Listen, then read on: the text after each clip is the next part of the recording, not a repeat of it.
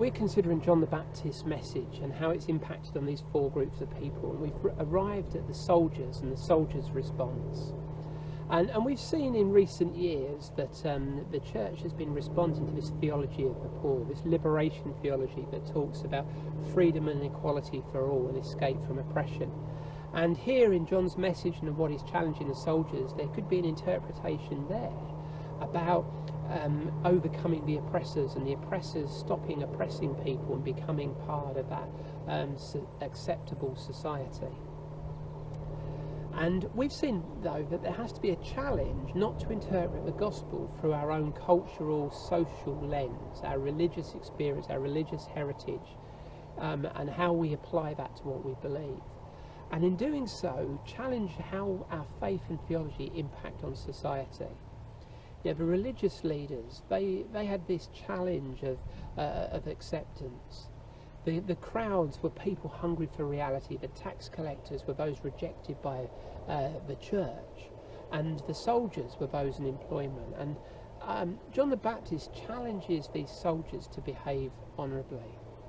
I believe this gives us a challenge for those of us who are in employment about how we behave and how we practice our theology and our faith in the workplace.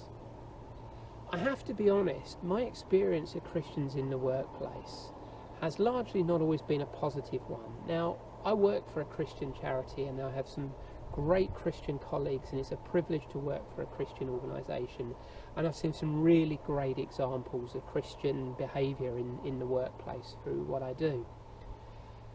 But actually a lot of the times I've seen bad things happen, unfortunately Christians have often been part of that.